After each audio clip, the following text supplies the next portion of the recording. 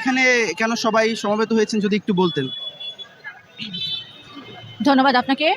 আপনি আমাদের লিফলেটটা তো ইতিমধ্যে নিশ্চয়ই হাতে পেয়েছেন।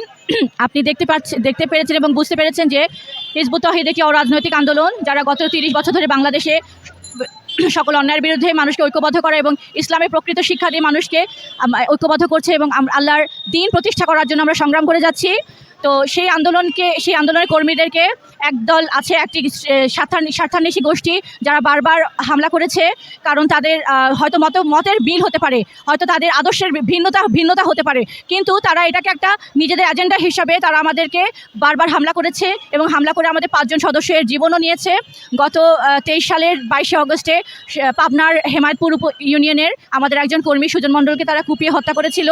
তো সেই ব্যাপারে মামলা হয়েছে এবং আমরা তখন বিগত সরকারের দৃষ্টি আকর্ষণ করে বলেছি যে এইটা যদি আপনারা বিচার না করেন পরবর্তীতে আরও ভয়ঙ্কর কিছু ঘটাবে। ঠিক তাই সেই আসামিরাই তারা বেইলে বের হয়ে তারা যারা বাদী তাদেরকে বারবার হুমকি দিয়েছে যে মামলা প্রত্যাহার করো, তাহলে তোমাদেরকে হামলা করবো। ঠিক সেটার ব্যাপারে আমরা জিডিও করেছিলাম, কিন্তু কালকে তারা অতর্কিত হামলা করেছে। তারা কিরিজ, হাসুয়া, সব বল্লম সব কিছু নিয়ে এবং ফায়ার আর্মস আগ্নেয়াস্ত্র সহ তারা আমাদের ভাইদের উপর হামলা করেছে।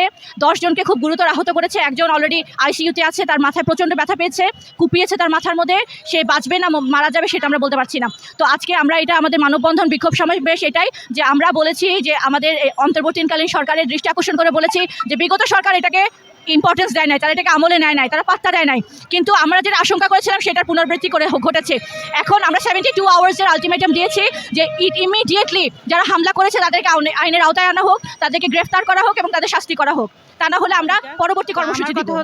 আমার কথা হচ্ছে তারা আজকে না, বারবার কিন্তু আমাদের উপর হামলা চালাচ্ছে এবং এগুলোর সুষ্ঠু বিচার আমরা পাই না। 2016 সালে মসজিদ দিয়ে গির্জা নির্মাণ করে আমাদের নেতার বাড়িতে জনাব মোহাম্মদ হোসেন মোহাম্মদ, ওনার বাড়িতে একটা মসজিদ নির্মাণ হচ্ছিল।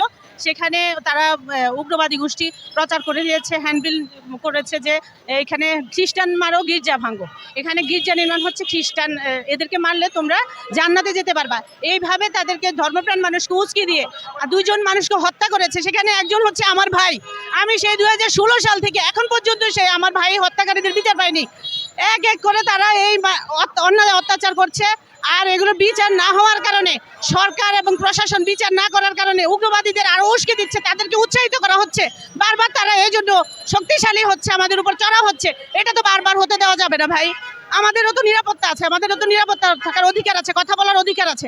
আমরা তো দেশের কল্যাণে, মানুষের কল্যাণে, ধর্মের প্রকৃত শিক্ষা দিয়ে কাজ করছি। আমরা তো কোনো অন্যায় করছি না, আমরা কারো উপরে চড়া হচ্ছি না, কারো উপর হামলা করছি না। আমরা শান্তিপূর্ণভাবে দীর্ঘ 29 বছর যাবৎ আইন মান্য করে কাজ করে আসছি। কিন্তু আমাদের এই কথা কারো কর্ণপাত হচ্ছে না ভাই। আপনার উপর মিডিয়াকে আমি অনুরোধ করব তারা যেন এই সত্যটা তুলে ধরে, আমাদের উপর আর যেন হামলা না আসে, না হয় আমরাও সিদ্ধান্ত নিতে বাধ্য হব।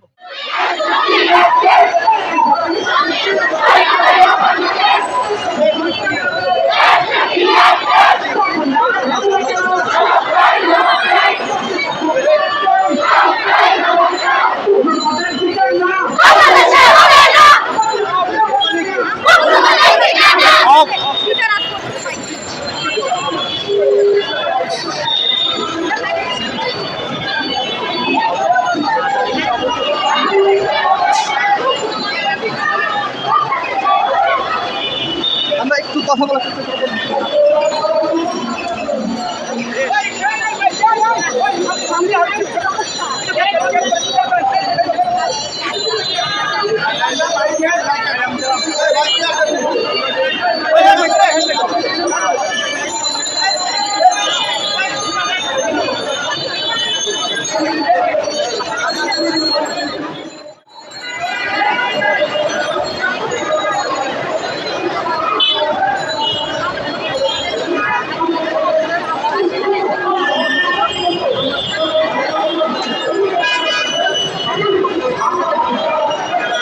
আমরা সর্বত আজকে তখন উপস্থিত আছেন এবং ভাই বোনেরা আপনাদেরকে আন্তরিক ধন্যবাদ জানাচ্ছি।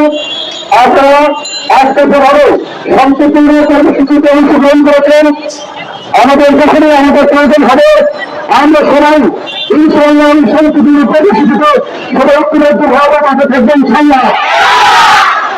আজকে আন্তরিক ধন্যবাদ জানাচ্ছি, শুভেচ্ছা জানাচ্ছি।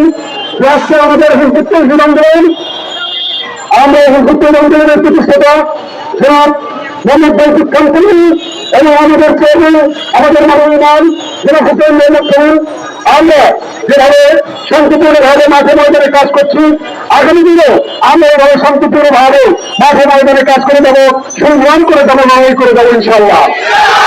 তো সংগ্রামের ভাই বোন যারা উপস্থিত আছেন, আমরা এবং সাংবাদিক বৃন্দ, আমরা আমাদের আজকে এই মনোনয়ন এবং বিক্ষোভ কর্মসূচি এখানে আমরা সমাপ্ত ঘোষণা করছি। সবাই আল্লাহ হাফেজ, আসসালামু আলাইকুম ওয়া রাহমাতুল্লাহি ওয়া বারাকাতুহু।